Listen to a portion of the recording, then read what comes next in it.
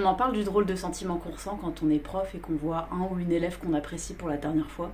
Si vous ne me connaissez pas, pour ma part, je suis encore étudiante, je prépare 2 métiers. En effet, je veux être chanteuse d'opéra professionnelle et je prépare un autre métier que je veux garder pour moi. Et à côté de mes études, selon le temps que j'ai, je jongle entre plusieurs petits boulots et je donne notamment des cours particuliers.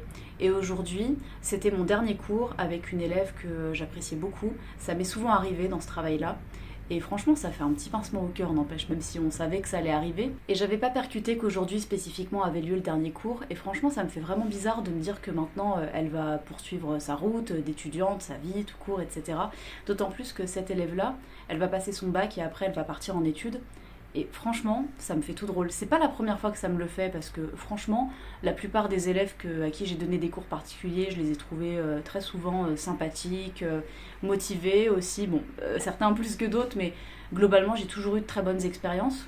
Et à chaque fois, c'est vrai, ça me fait un petit pincement au cœur. Alors après, c'est tout le problème hein, quand on est prof et que on trouve des élèves agréables, sympathiques. Il faut trouver, je pense, un juste milieu entre être à l'écoute de ses élèves, s'y intéresser et puis garder une certaine distance professionnelle.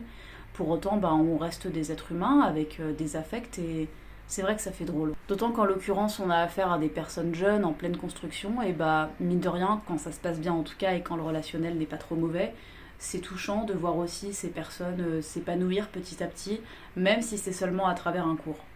Bon, je suis consciente par ailleurs que mon discours dans certaines circonstances peut paraître très angélique pour diverses raisons, notamment parce que là je parle de cours particuliers, je parle pas de se positionner par rapport à une classe où il y a un effet de groupe et tout ça, et dans certaines circonstances ça peut malheureusement très mal se passer, on peut avoir affaire à un groupe ou à un élève qui est extrêmement désagréable, on va pas se mentir, et là-dessus je suis bien placée pour le dire puisque j'ai des personnes très proches dans ma famille qui sont profs et il y avait notamment une personne qui allait tous les matins au travail en pleurant. Pour autant, comme toujours, il faut savoir aussi reconnaître quand il y a des choses positives et là j'avais envie de parler de cet aspect-là.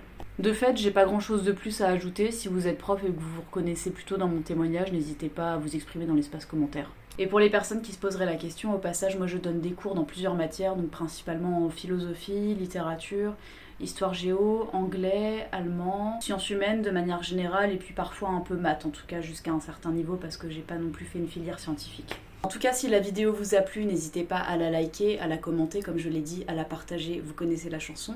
N'hésitez pas bien sûr à vous abonner, ici j'aborde des sujets de réflexion plus ou moins légers. Par ailleurs, j'ai un autre compte qui s'appelle Camille Arty, sur lequel j'aborde les arts au pluriel, et où ma spécialité c'est notamment de chanter de l'opéra et de proposer des imitations humoristiques.